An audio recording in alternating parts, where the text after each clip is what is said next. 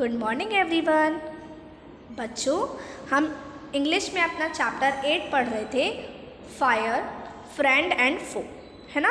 तो इससे previous class में मैंने आपको बताया था कि किस तरीके से जो आग है वो हमारी दुश्मन भी है और हमारी दोस्त भी है। तो आज हम ये देखेंगे कि जब आग क्या होती है, आउट ऑफ कंट्रोल हो जाती है, जब से कहीं पर आग लग जाती है तो उसको किस तरीके से बुझाया जाता है। चलिए पढ़ते हैं आगे हम। Just as 3 things are needed to start a fire, there are 3 main ways in which a fire can be put out. देखो, फायर बनाने के लिए 3 चीज़ों की ज़रूरत होती है। बताइए कौन कौन सी? फ्यूल, ऑक्सीजन और हीट, है ना। आग शुरू करने के लिए अगर हमें किसी चीज़ में आग लगानी है तो हमें 3 चीज़ों की ज़रूरत है, फ्यूल और ऑक्सीजन और हीट। ठीक है, इसी तरीके से फायर को बुझाने के लिए, आग को बुझाने के लिए 3 तरीके हैं। In each one of the 3 things needed for burning is taken away. और हर एक में क्या है कि हम उन 3 चीज़ों में से कोई एक चीज़ निकाल दें, कोई एक चीज़ को हम क्या कर दें, निकाल दें, तो क्या होगा, वैसी आग बुझ जाएगी, है ना। तो हर एक तरीके में यही क्या है कि किसी में एक चीज़ निकाली गई है, फिर दूसरे में दूसरी और तीसरे में तीसरी। तो चलिए हम उन तीनों वेज को पढ़ते हैं। For example we can take away the fuel, मतलब फॉर एग्ज़ाम्पल जैसे हम फ्यूल निकाल सकते हैं, उसमें से हमने फ्यूल निकाल लिया तो आग नहीं लगेगी। If the fire has no fuel to feed on, मतलब किस पर आग लगनी है वही नहीं होगा ना, किस पर आग लगनी है, अगर वही चीज़ नहीं होगी, no burning can take place, तो कोई भी बर्निंग नहीं होगी।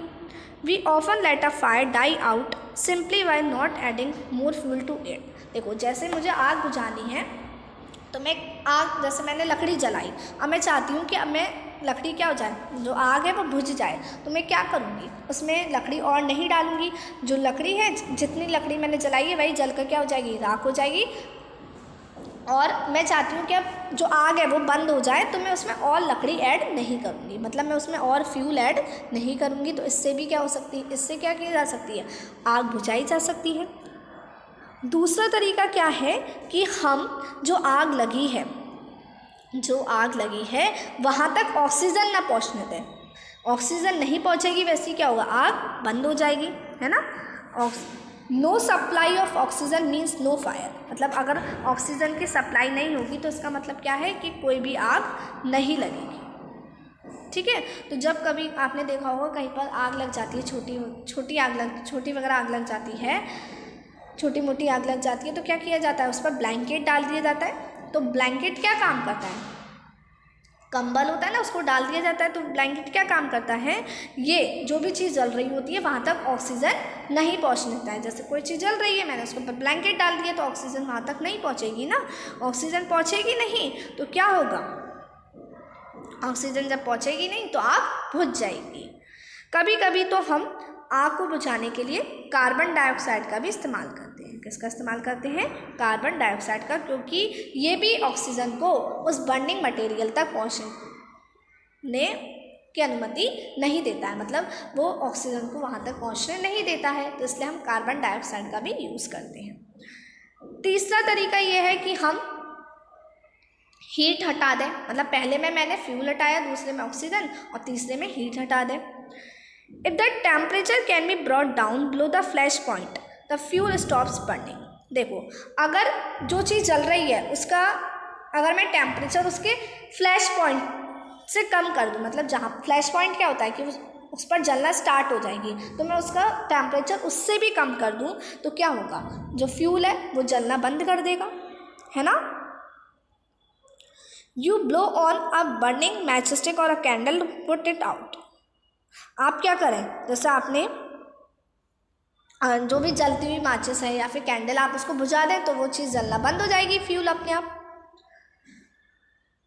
In doing so you remove the hot air around the flame, bringing down its temperature below the flash point and the candle goes out. क्या होता है ना, जब हम किसी चीज़ को ठंडा करना चाहते हैं तो हम ऐसे टेम्परेचर में रख देते हैं, आग से दूर रख देते हैं ना, जहाँ पर ठंडा ठंडा रहे, तो हम वही करें उसे भी।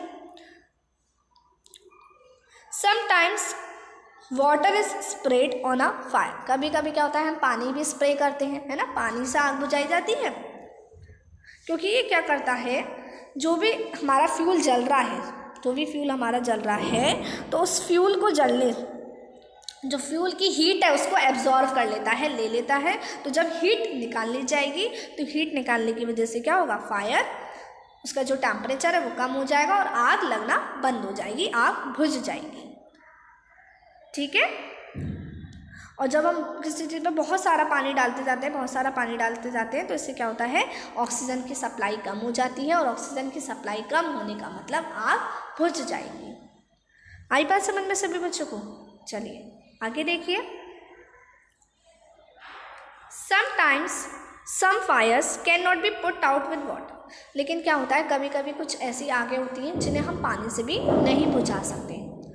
If water is spread on to an oil fire, अगर कोई जैसे तेल की वजह से, तेल की वजह से आग लगी है ना, और जैसे पेट्रोल की वजह से आग लगी है, तो उस पर हम अगर पानी डालते हैं, उस पर क्या करते हैं, अगर हम पानी डालते हैं तो पानी डालने की वजह से क्या होता है, उसमें आग बढ़ जाती है। कम होने की वजह से क्या होता है, आग बढ़ जाती है।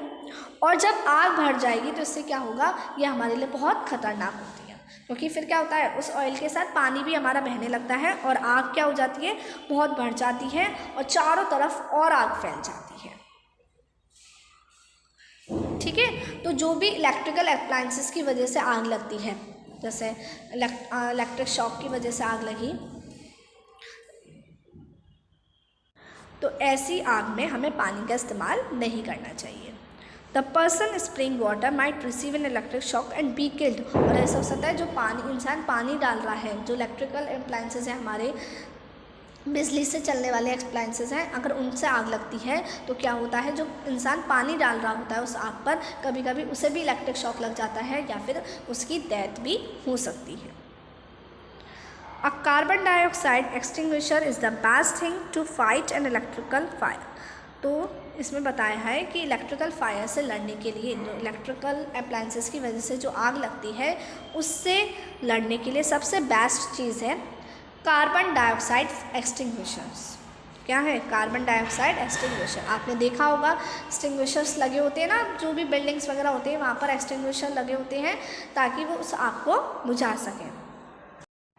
We spend millions of rupees each year in fighting fires. देखो, हम आग से लड़ने के लिए हर साल बहुत सारे पैसे खर्च करते हैं। And we spend more trying to find new ways of preventing fire from happening and getting out of control. और हम ऐसे बहुत सारे तरीक़ों को खोजने में, उनकी तरीक़ों को निकालने के लिए कि कैसे हम आग को होने से बचा सकते हैं, आग लगने से बचा सकते हैं, आउट ऑफ कंट्रोल जाने से बचा सकते हैं। इसके लिए भी हम बहुत सारे तरीक़ों को खोजने के लिए क्या करते हैं, बहुत सारे पैसे खर्च करते हैं। खोजने पर बहुत सारे क्या करते हैं, पैसे खर्च करते हैं। On the whole we have learned rather well to control fire and put it to a good use in our everyday life. और अब फ़िलहाल अब हम मतलब सीख चुके हैं कि किस तरीके से आग को कंट्रोल में रखना है और उसका हम प्रॉपरली अपनी डेली लाइफ में, अपनी एवरीडे लाइफ में अच्छे से इस्तेमाल कैसे कर सकते हैं, ये अब हम सीख गए हैं। Long ago there were no fireman.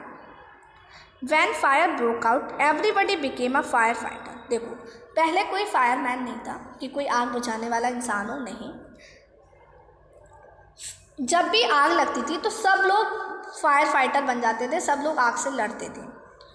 People formed human chains and passed buckets of water from a well or a pond to a blaze। मतलब जहाँ पर आग लगी होती तो वो क्या करते, एक चेन बना लेते थे कि जैसे दूर अगर कोई तालाब है या फिर कोई भी कुआं है तो वहाँ से पानी भरने के लिए वो क्या कर ली, उन्होंने एक चेन बना ली। जैसे यहाँ पर सपोज देखो, यहाँ पे सपोज कुआं है, जैसे यहाँ पे कुआं है और उन्होंने यहाँ पे लोगों ने क्या कर लिया, अपनी एक चेन बना ली, बकेट पास कर रहे हैं एक दूसरे को, और यहाँ पे अगर जैसे आग लगी है तो यहाँ तक वो पानी पहुँचाते हैं। इस तरीके से वो आग बुझाने की कोशिश करते थे।